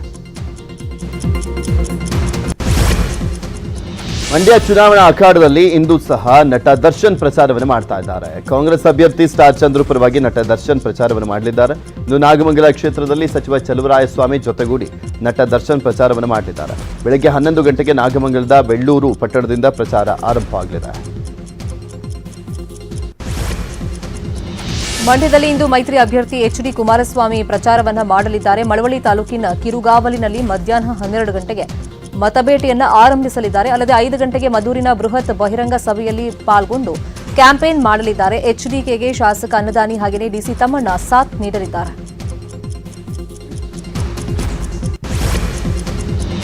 ನಾಳೆ ಬಹಿರಂಗ ಪ್ರಚಾರಕ್ಕೆ ಕೊನೆ ದಿನ. ಹೀಗಾಗಿ ಸಂಸದೆ ಸುಮಲತಾ ಅಂಬರೀಶ್ ನಾಳೆ ಮಂಡ್ಯದಲ್ಲಿ ಪ್ರಚಾರವನ್ನು ಕೈಗೊಳ್ಳಿದ್ದಾರೆ. ಮಂಡ್ಯ ಮೈತ್ರಿ ಅಭ್ಯರ್ಥಿ ಎಚ್ಡಿ ಕುಮಾರಸ್ವಾಮಿ ಪರವಾಗಿ ಸುಮಲತಾ ಪ್ರಚಾರವನ್ನು ಮಾಡಲಿದ್ದಾರೆ. ಬಿಜೆಪಿ ಸೇರಿದರೂ ಕೂಡ ಇಷ್ಟು ದಿನ ಮಂಡ್ಯದ ಪ್ರಚಾರದಿಂದ ಸುಮಲತಾ ದೂರ ಉಳಿದಿದ್ರು. ನಾಳೆ ಎಚ್ಡಿಕೆ ಪರ ಸುಮಲತಾ ಪ್ರಚಾರವನ್ನು ಮಾಡಲಿದ್ದಾರೆ. ಬೆಂಗಳೂರು ಗ್ರಾಮಾಂತರ ಅಖಾಡ ಜಿದ್ದಾಜಿದ್ದಿನಿಂದ ಕೂಡಿದೆ. ಇವತ್ತು ಕಾಂಗ್ರೆಸ್ ಅಭ್ಯರ್ಥಿ ಹಾಗೂ ಮೈತ್ರಿ ಅಭ್ಯರ್ಥಿ ಅಬ್ಬರದ ಪ್ರಚಾರವನ್ನ ನಡೆಸಲಿದ್ದಾರೆ. ರಾಮನಗರದಲ್ಲಿ ಕೈ ಅಭ್ಯರ್ಥಿ ಸುರೇಶ್ ಪರ ಡಿಸಿಎಂ ಡಿಕೆ ಶಿವಕುಮಾರ್ ಪ್ರಚಾರವನ್ನ ಮಾಡಲಿದ್ದಾರೆ. ಅಳಿಯ ಮಂಜುನಾಥ್ ಪರ ದೇವೇಗೌಡರು ಮತಯಾಚಿಸಲಿದ್ದಾರೆ.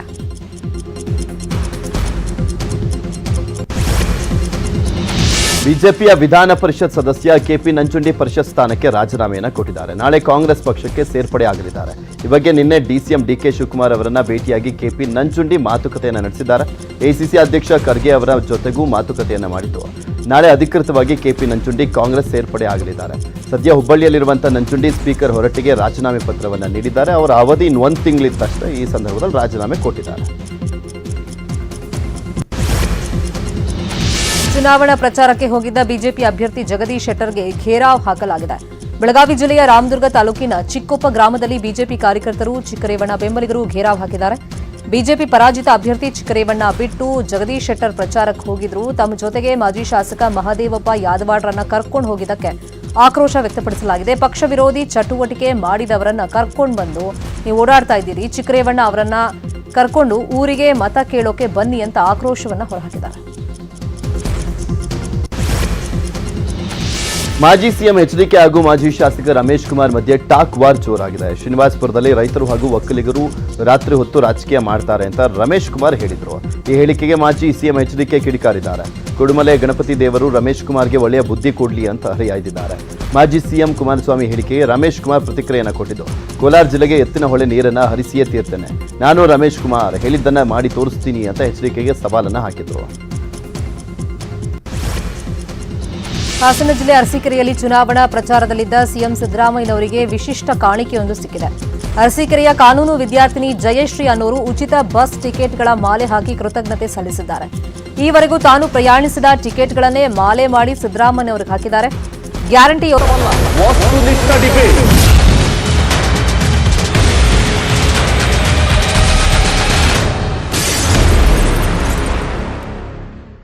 ವೀರೇಂದ್ರ, ಮತ್ತೊಮ್ಮೆ ಸ್ವಾಗತ. ನಾವು ಚರ್ಚೆನ ಮುಂದುವರಿಸೋಣ. ಬಹಳ ಮುಖ್ಯವಾಗಿ ಪ್ರಧಾನಿ ಮೋದಿ ಯಾವ ಕಾರಣಕ್ಕಾಗಿ ಈ ವಿಚಾರಗಳನ್ನು ಪ್ರಸ್ತಾಪ ಮಾಡ್ತಿದ್ದಾರೆ? ಮುಸ್ಲಿಂ ವಿಚಾರವನ್ನು ಪ್ರಸ್ತಾಪ ಮಾಡಿದ್ದಾರೆ, ಮುಸ್ಲಿಂ ರಿಸರ್ವೇಷನ್ ವಿಚಾರವನ್ನು ಪ್ರಸ್ತಾಪ ಮಾಡಿದ್ದಾರೆ, ಸಂಪತ್ತು ಹಂಚಿಕೆ ವಿಚಾರವನ್ನು ಪ್ರಸ್ತಾಪ ಮಾಡಿದ್ದಾರೆ ಅನ್ನೋದನ್ನು ನೋಡಿದಾಗ ಕಾಂಗ್ರೆಸ್ದವರು 5 ನ್ಯಾಯಗಳಲ್ಲಿ ಹೇಳಿರುವಂಥದ್ದು ಒಂದು ಸಮಾನತೆಯ ನ್ಯಾಯ. ಆ ಸಮಾನತೆಯ ನ್ಯಾಯದ ವಿಚಾರಕ್ಕೆ ಸಂಬಂಧಪಟ್ಟಂತೆ ತಮ್ಮ ಪ್ರಣಾಳಿಕೆಯಲ್ಲಿ ಕಾಂಗ್ರೆಸ್ದವರು ಹೇಳಿರುವಂಥ ಅಂಶ ಬಹಳ ಮುಖ್ಯವಾಗಿ ಬಿಜೆಪಿ ಈಗ ಟಾರ್ಗೆಟ್ ಮಾಡ್ತಾ ಇರೋದು ಕೂಡ ಸ್ಪಷ್ಟ ಇದೆ. ಅದು ಏನು ಅನ್ನೋದನ್ನು ನಿಮಗೆ ತೋರಿಸ್ತೀವಿ.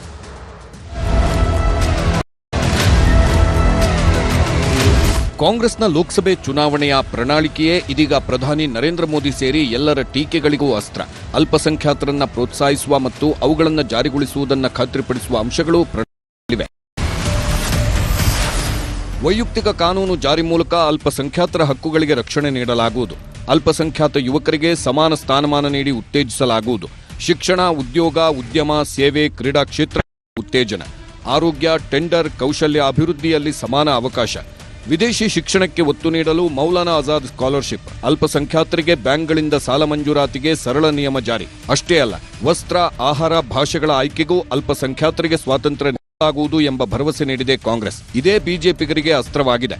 जब कांग्रेस के घोषणा पत्र को आप देखते हैं, कांग्रेस कहती है कि हम व्यक्तिगत कानून को लागू करके सरिया कानून को लागू करवा देंगे.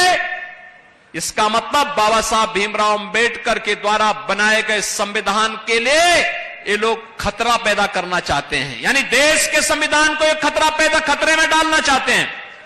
तालिबानी शासन लागू करना चाहते हैं. क्या हम तालिबानी शासन को स्वीकार करेंगे? क्या ये देश तालिबानी शासन को स्वीकार करेगा? और दूसरी तरफ क्या कहते हैं? कांग्रेस का घोषणा पत्र कहता है हम एक झटके में गरीबी मिटा देंगे. और गरीबी कैसे मिटाएंगे? यानी आपकी संपत्ति को हड़प करके बेटी और माताओं के, बहनों के जो उनके गहने होंगे उनको ये लोग जब्त करवाने की साजिश रच रहे हैं. यानी सब महिला को 1-1 लाख रुपए सालाना देना, ये मुस्लिम लीग का है प्रोग्राम. युवाओं को नौकरी देना, ट्रेनिंग देना और उनको 1 लाख रुपए ट्रेनिंग के लिए देना मुस्लिम लीग का है. किसानों के लिए उनकी लीगल गारंटी MSP पे करेंगे, ये क्या किसानों का, ये क्या मुस्लिम लीग का है? SC ST को और बैकवर्ड्स को जो बैकलॉग है और जो सरकार वैकेंसी है वो फिलअप करने के लिए हमने वायदा किया, क्या वो मुस्लिम लीग का है? बोलो आप कौन सा मुस्लिम लीग का है? ಹೀಗೆ ಚರ್ಚೆ ನಡೆದಿರುವಾಗಲೇ ಕರ್ನಾಟಕ ಬಿಜೆಪಿ ಘಟಕ ಕೂಡ ಎಕ್ಸ್ನಲ್ಲಿ ಪೋಸ್ಟ್ ಒಂದನ್ನು ಹಾಕಿದೆ. ಶಿಕ್ಷಣ ಸಂಸ್ಥೆಗಳಲ್ಲಿ ಹಿಜಾಬ್ ಹಾಕೋದು, ಮುಸ್ಲಿಮರಿಗೆ ಸಂಪತ್ತನ್ನು ಹಂಚೋದು, ಮುಸ್ಲಿಮರಿಗೆ ವಿಶೇಷ ಮೀಸಲಾತಿ, ವೈಯಕ್ತಿಕ ಕಾನೂನು, ಸರ್ಕಾರಿ ಉದ್ಯೋಗಕ್ಕೆ ಮುಸ್ಲಿಮರ ನೇಮಕಾತಿ ಆಶ್ವಾಸನೆ ಕೊಟ್ಟಿರೋದು ಇದು ಕಾಂಗ್ರೆಸ್ ಪ್ರಣಾಳಿಕೆಯ, ಮುಸ್ಲಿಂ ಪ್ರಣಾಳಿಕೆಯ ಎಂದು ವ್ಯಂಗ್ಯ ಮಾಡಿದೆ ರಾಜ್ಯ ಬಿಜೆಪಿ ಘಟಕ. Bureau report, news 18. ಎಸ್, ಇದು ಬಹಳ ಮುಖ್ಯವಾಗಿ ಕಾಂಗ್ರೆಸ್ನ ಮ್ಯಾನಿಫೆಸ್ಟೋದಲ್ಲಿ ಉಲ್ಲೇಖ ಆಗಿರುವಂತಹ ಅಂಶಗಳನ್ನು ಇಟ್ಟುಕೊಂಡು, ಅದರಲ್ಲೂ ಕೂಡ ಬಿಜೆಪಿ ಪಾಯಿಂಟ್ ಔಟ್ ಅಂತ 2 ಅಂಶಗಳನ್ನು ಇರುವಂಥದ್ದು. ಅದರ ಒಂದು ಏನು ಮುಸ್ಲಿಂ ಯುವಕರಿಗೂ ಕೂಡ ನಾವು ಶಿಕ್ಷಣ, ಉದ್ಯೋಗ, ಹಾಗೆಯೇ ಉದ್ಯಮ ಮತ್ತು ಸೇವಾ ಕ್ಷೇತ್ರ ಇರ್ಬೋದು, ಜೊತೆಗೆ ಸ್ಪೋರ್ಟ್ಸು, ಆರ್ಟ್ಸು, ಕಲ್ಚರು ಈ ಫೀಲ್ಡ್ಗಳಲ್ಲೂ ಕೂಡ ನಾವು ಅವರನ್ನು ಪಾರ್ಟಿಸಿಪೇಟ್ ಮಾಡೋದಕ್ಕೆ ಎನ್ಕರೇಜ್ ಮಾಡ್ತೀವಿ ಅನ್ನುವಂಥನ್ನು ಹೇಳಿದ್ದಾರೆ. ಜೊತೆಗೆ ನಾವು ಅದನ್ನು ಎನ್ಶ್ಯೂರ್ ಮಾಡ್ತೀವಿ, ಅವರಿಗೆ ಫೇರ್ ಚಾನ್ಸ್ ಸಿಗಬೇಕು, ಫೇರ್ ಶೇರ್ ಸಿಗಬೇಕು ಅನ್ನುವಂಥದ್ದನ್ನು ಕೂಡ ನಾವು ಎನ್ಶ್ಯೂರ್ ಮಾಡ್ತೀವಿ ಅನ್ನೋಂಥನ್ನ ತಮ್ಮ ಪ್ರಣಾಳಿಕೆಯಲ್ಲಿ ಕಾಂಗ್ರೆಸ್ ಅವರು ಹೇಳಿದ್ದಾರೆ.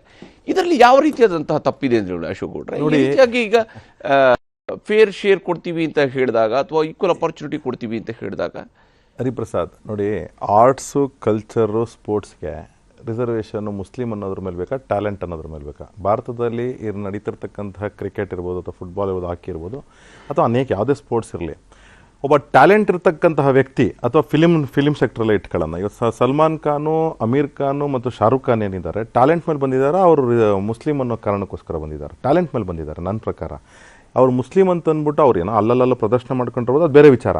ಆದರೆ ಅವ್ರು ಬಂದಿರೋದಕ್ಕಂಥದ್ದು ಮುಸ್ಲಿಮು ಅಂತ ಅಂದ್ಬಿಟ್ಟು ಯಾರು ಪ್ರಮೋಟ್ ಮಾಡಿಲ್ಲ. ಅಕ್ಷಯ್ ಕುಮಾರ್ನ ಒಬ್ಬ ಹಿಂದೂ ಅಂತ ಪ್ರಮೋಟ್ ಮಾಡಿಲ್ಲ ಯಾರನ್ನು. ಅವರೆಲ್ಲನೂ ಅವ್ರ ಟ್ಯಾಲೆಂಟ್ ಮೇಲೆ ಬಂದಿದ್ದಾರೆ. ಇದಕ್ಕೆ ಸ್ಪೆಷಲ್ಲಾಗಿ ಒತ್ತು ಕೊಟ್ಟು ಸ್ಪೋರ್ಟ್ಸು, ಆರ್ಟ್ಸು, ಕಲ್ಚರಲ್ಲಿ ಮುಸ್ಲಿಂ ಯುವಕರಿಗೆ ಅಂತ ಹೇಳಿ, ಸ್ವಾಮಿ, ಸರ್ಕಾರದ ಕೆಲಸ ಏನಿರಬೇಕು ಗೊತ್ತಾ? ಸಬಲೀಕರಣ ಮಾಡಬೇಕು, ಯಾರೇ ಆಗಲಿ. ಅದನ್ನು ನಮ್ಮ ನರೇಂದ್ರ ಮೋದಿಯವ್ರ ಸರ್ಕಾರ ಮದ್ರಾಸಾಗಳ ಎಜುಕೇಷನ್ಗೆ ತಿದ್ದುಪಡಿ ತಂದು ಮಾಡಿರ್ತಕ್ಕಂಥದ್ದು ನಾನು ಅನೇಕ ಬಾರಿ ಇಲ್ಲಿ ಚರ್ಚೆ ಮಾಡಿದ್ದೀನಿ. ಬೇಕು ಇನ್ನೊಂದ್ಸತಿ ಎಕ್ಸ್ಪ್ಲೇನ್ ಮಾಡ್ತೇನೆ. ನೋಡಿ, ಈ ಏನಾಗ್ಬಿಟ್ಟಿದೆ ಅಂದರೆ ಕಾಂಗ್ರೆಸ್ಗೆ ಈ ಓಟು ನಮಗೆ ಬಂದೇ ಬರುತ್ತೆ. ಈ 11% ಏನು ಮುಸಲ್ಮಾನರು ಇದ್ದಾರೆ ಇಡೀ ಭಾರತದಾದ್ಯಂತ, ಈ 11% ಓಟು ನಮ್ಗೆ ಸಾಲಿಡಾಗಿ ಬಿದ್ದರೆ ಜಾತಿಗಳ ಮೇಲೆ ಹಿಂದೂಗಳನ್ನ ಡಿವೈಡ್ ಮಾಡ್ಕೊಂಡು ನಾವು ಚುನಾವಣೆಯನ್ನು ಗೆದ್ಕೊಬೋದು ಅಂತಕ್ಕಂತಹ ಒಂದು ಮನಸ್ಥಿತಿ ಇವ್ರದ್ದು ಇಂದಿರಾ ಗಾಂಧಿ ಕಾಲದಿಂದ ಇವತ್ತವರೆಗೂ ಏನು ನಡ್ಕೊಂಬಂದಿದೆ. ಈ ಕಾರಣಕ್ಕೋಸ್ಕರ ಈ ರೀತಿ ಪ್ರಾಮಿಸಸ್ನ ಇವ್ರು ಮಾಡ್ಕೊಂಬರ್ತಿದ್ದಾರೆ. ಅತ್ಯಂತ ಪ್ರಮುಖ ನಮ್ಮ ಪ್ರಧಾನಮಂತ್ರಿಗಳು ಹೇಳಿದ್ದು, ನಮ್ಮ ಸ್ನೇಹಿತರು ಹೇಳ್ತಿದ್ರು, ಇನ್ಫಿಲ್ಟ್ರೆಂಟ್ಸು ಮತ್ತು ಮಕ್ಕಳು ಜಾಸ್ತಿ ಇರೋರು. ನೋಡಿ, ಇದು ಎಲ್ಲಿನ ವಿಚಾರ ಅಂತಂದರೆ, ವೆಸ್ಟ್ ಬೆಂಗಾಲು ಮತ್ತು ಅಸ್ಸಾಂನಲ್ಲಿ ನಾವು ಹೇಳ್ತಾನೆ ಇದ್ವಿ ತರುಣ್ ಗೊಗೊಯ್ ಸರ್ಕಾರದಲ್ಲಿ 15 ವರ್ಷಗಳು ನೀವು ಕಂಟಿನ್ಯೂಸ್ ಆಗಿ ರೋಹಿಂಗ್ಯಾಸ್ ಇರ್ಬೋದು, ಬಾಂಗ್ಲಾದೇಶಿ ಮುಸ್ಲಿಮ್ಸ್ ಇರ್ಬೋದು, ಇನ್ಫಿಲ್ಟ್ರೆಂಟ್ಸ್ ಆಗಿದ್ರು. ಆಮೇಲೆ ಅವ್ರುಗಳಿಗೆ 10 ಜನ 15 ಜನ ಮಕ್ಕಳನ್ನ ಇದ್ದಾರೆ. ನಾನು ಅದನ್ನು ಒಂದು ತುಂಬ ಚೆನ್ನಾಗಿ ಒಂದು ವಿಡಿಯೋ ಮಾಡೇ ಹೇಳಿದ್ದೀನಿ. ಬೇಕಾದ್ರೆ ಇನ್ನೊಂದು ಸತಿ ಹೇಳೋಣ, ತೊಂದರೆ ಇಲ್ಲ. ಏನಂತಂದರೆ ಯಾರೋ ಒಬ್ಬ ಒಂದು ಹೆಸರು ಹೇಳಿಬಿಟ್ಟು ಹೇಳ್ತೀನಿ, ಎಕ್ಸಾಂಪಲ್ ಹೇಳ್ತಿದ್ದೀನಿ. ಯಾವನೋ ಒಬ್ಬನ ಹೆಸರು ಅಹಮದ್ ಅಂತ ಹೇಳಿ, ಭಾರತದಲ್ಲೊಬ್ಬ ಪಾಪ ಹಿಂದೂ ಮುಸಲ್ಮಾನ ಅಹಮದ್ ಇರ್ತಾನೆ. ಅವ್ನು ಬರ್ತಾನೆ ಬಾಂಗ್ಲಾದೇಶಿಂದ 20 ರೂಪಾಯಿ ಕೊಟ್ಬಿಟ್ಟು ಓಡ್ ಬಂದುಬಿಟ್ಟಿದ್ದಾನೆ. ಆಗ ತರುಣ್ ಗೊಗೊಯ್ ಸರ್ಕಾರದಲ್ಲಿ ಬಂದ್ಬಿಟ್ಟು ಈ ಅಹಮದ್ನ ಸಾಯಿಸ್ತಾನೆ ರಾತ್ರೋರಾತ್ರಿ. ಅವನ ಹೆಂಡ್ತಿಗೆ ಹೇಳ್ತಾನೆ, ನೀನು ನನ್ನ ಹೆಂಡ್ತಿ ಆಗು, ಇಲ್ಲ ನೀನು ಸಾಯಿಸ್ತೀನಿ ಅಂತೇಳಿ. ಆ ರೀತಿ ಆದಂತಹ ಘಟನೆಗಳಲ್ಲಿ ಎಷ್ಟು ಜನ ಬಾಂಗ್ಲಾದೇಶಿ ಮುಸಲ್ಮಾನ್ಸು ಮತ್ತು ರೋಹಿಂಗ್ಯಾ ಮುಸಲ್ಮಾನ್ಸು ನಮ್ಮ ಭಾರತದ ಉಮರ್ ಶರೀಫ್ ಅಂತಕ್ಕಂತಹ ಮುಸಲ್ಮಾನರಿಗೆ ಎಷ್ಟು ತೊಂದರೆ ಕೊಟ್ಟಿದ್ದಾರೆ, ಇದ್ರ ಬಗ್ಗೆ ನಾವು ಮಾತಾಡಿರ್ತಕ್ಕಂತಹ ವಿಚಾರ. ನೀವು ಸಂಪತ್ತನ್ನ ಕಿತ್ಕೊಂಡು ಇನ್ನೊಬ್ರಿಗೆ ಹಂಚ್ತೀನಿ ಅಂದರೆ ಏನಪ್ಪ ಅರ್ಥ? Who are you to say? ಗೌರ್ನಮೆಂಟ್ನ ಕೆಲಸ ಏನು ಡೆಮಾಕ್ರಸಿನಲ್ಲಿ? ಗೌರ್ನಮೆಂಟ್ನ ಕೆಲಸ ಏನು ಅಂತಂದರೆ ನೀವು ಅವ್ರಿಗೆ ಬದುಕಲಿಕ್ಕೆ ನೀವು ಆಸರೆ ಮಾಡಿಕೊಡಿ. ನೀವು ತೆಗೆದುಕೊಂಡು ಸರ್ಕಾರಿ ಸಂಪತ್ತನ್ನು ತೆಗೆದುಕೊಂಡು ಎಲ್ಲರಿಗೂ ಹಂಚ್ತೀನಿ ಅಂತಕ್ಕಂಥದ್ದಲ್ಲ ನಿಮ್ಮ ಕೆಲಸ. ಅವ್ರಿಗೆ ಬದುಕಿಗೆ ನಾವು ಹೇಳ್ತಾ ಇದ್ದೀವಿ ಏನು ಅಂತಂದರೆ ಸಬಲೀಕರಣ ಆಗಬೇಕು. ನೋಡಿ, ನೀವು 200 ರೂಪಾಯಿ ಕೊಡ್ತೀರಾ, ನಾವೇನು ಮಾಡ್ತಾ ಇದ್ದೀವಿ? ಸ್ವಚ್ಛ ಭಾರತ್ ಅಭಿಯಾನ ಇರಬಹುದು, ಅಥವಾ ಹರ್ ಘರ್ ಜಲ್ ಇರ್ಬೋದು, ಅಥವಾ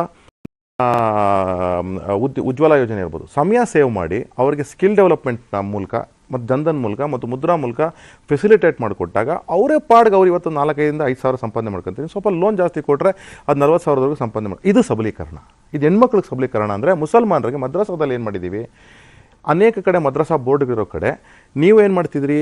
ಓನ್ಲಿ ಆ್ಯಂಡ್ ಓನ್ಲಿ ನಿಮ್ಮ ಥಿಯೋಲಾಜಿಕಲ್ ಅಂತಂದರೆ ಧಾರ್ಮಿಕವಾದಂತಹ ಟೀಚಿಂಗ್ನ ಕೊಡ್ತಾಯಿದ್ದಾರೆ. ನಾವೇನು ಮಾಡ್ತಿದ್ವಿ? Scientific teaching. ಯೋಗಿ ಆದಿತ್ಯನಾಥರು ಸೈಂಟಿಫಿಕ್ ಟೀಚಿಂಗ್ ಒತ್ತು ಕೊಟ್ಟು ಮ್ಯಾಥಮೆಟಿಕ್ಸು, ಸೈನ್ಸು ಮತ್ತು ಸೋಷಲ್ ಸ್ಟಡೀಸ್ಗೆ ನೀವು ಕಲಿಸಲೇಬೇಕು. ಥಿಯಾಲಜಿನ ನೀವು ಕೇವಲ 20% ಒಳಗಡೆ ಇಟ್ಕೊಳ್ಳಿ, 80% ನೀವು ಇವತ್ತಿನ ಸಮಾಜಕ್ಕೆ ಬೇಕಾಗಿರ್ತಕ್ಕಂಥ ಶಿಕ್ಷಣನ ಮದ್ರಸಾದಲ್ಲಿ ಕೊಡಿ ಅಂತದ್ದು. ಇದು ಸಬಲೀಕರಣ. ಮಾಡ್ತಾರೆ ಈಗ ಮುಸ್ಲಿಮರ ವೈಯಕ್ತಿಕ ಕಾನೂನಿನ ಭರವಸೆ ಈಗ ಬೇಕಾಗಿದೆ ಮುಸಲ್ಮಾನರಿಗೆ. ಕಾಂಗ್ರೆಸ್ ಈಗ ವೈಯಕ್ತಿಕ ಕಾನೂನಿಗೆ ಸಂಬಂಧಪಟ್ಟಂತ ತಿದ್ದುಪಡಿಯನ್ನ ಪ್ರಸ್ತಾಪ ಮಾಡ್ತಿಲ್ಲ. ಯಾವ ರೀತಿಯಾದಂಥದ್ದು ಬೇಕಿದೆ ಅಂತೇಳಿ ನೋಡಿ, ಅಲ್ಲಿ ಮ್ಯಾನಿಫೆಸ್ಟೋನಲ್ಲಿ ಮೈನಾರಿಟೀಸ್, ಅಲ್ಪಸಂಖ್ಯಾತರಂತ ಬರೆದಿಟ್ಟಿದ್ದಾರೆ. ಅಲ್ಪಸಂಖ್ಯಾತರಲ್ಲಿ 2 ಕ್ಯಾಟಗರಿ ಇದೆ. ಒಂದು ಬೈ ಲ್ಯಾಂಗ್ವೇಜ್ ಇದೆ ಮತ್ತು ಬೈ ರಿಲಿಜನ್ ಇದೆ.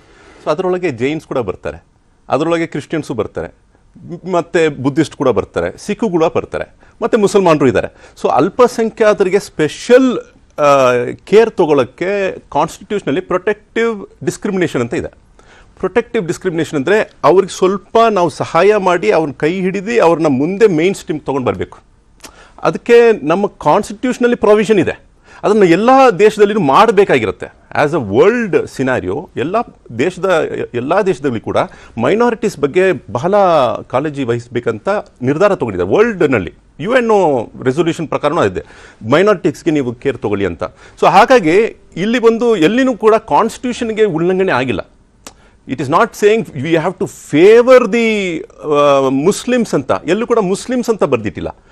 ಅಲ್ಪಸಂಖ್ಯಾತರು ಯಾಕೆ ನಾವು ಬರೀ ಮುಸಲ್ಮಾನ್ ಅಂತ ನೋಡಬೇಕು? ನಮ್ಮ ಅಶೋಕ್ ಅವರು ಹೇಳ್ದಂಗೆ we have to give fair chance for everybody. But ಇಲ್ಲಿ ಏನಾಗ್ಬಿಟ್ಟಿದೆ, ಬ್ಯಾಕ್ವರ್ಡ್ ಕಮ್ಯುನಿಟಿ ಅಂತ ಆಗ್ಬಿಟ್ಟಿದ್ವಿ. ಅದು ನಂಗೆ ಭಾಳ ಆಸೆ ಆಗ್ತಿದೆ.